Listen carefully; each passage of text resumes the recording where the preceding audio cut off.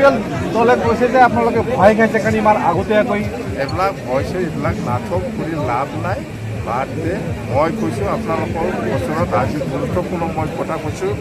BPF দলৰ president হৈ পেলাই BPF দল সকলো জাতি জনগোষ্ঠীক হৈ পেলাই BPF দল গঠন হৈছে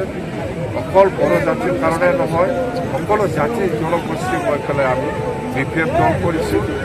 আৰু গঠন হৈছে আৰু সকলো জাতি জনগোষ্ঠীৰ কাৰণে এই BPF দলে মিত্ৰতা আন্দাবাদ কি ক'ব আৰু UPPL বা আপচু নেতাসকলে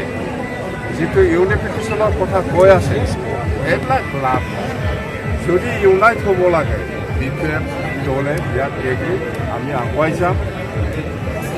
UPPLৰ চৰকাৰ এৰি পেলাই আহক এই UPPL দলটো ভাঙি যাওক BPF দলক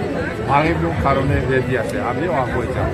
একটা দল বনাম আগুৱাই আহক এনে মুখেদি এই মোবাইলত এই টিভিত কৈ থাকি লাভ নাই চৰকাৰ এৰি পেলাই আহক আহি পেলাই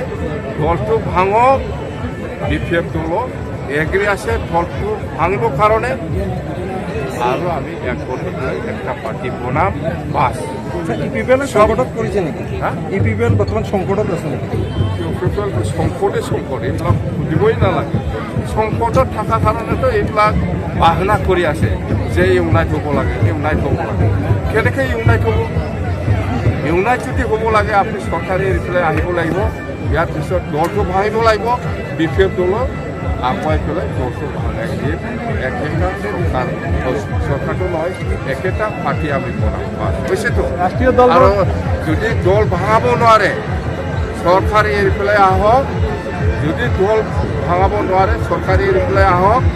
UPPL 20টা BPF 20টা কিনিব পাঁচ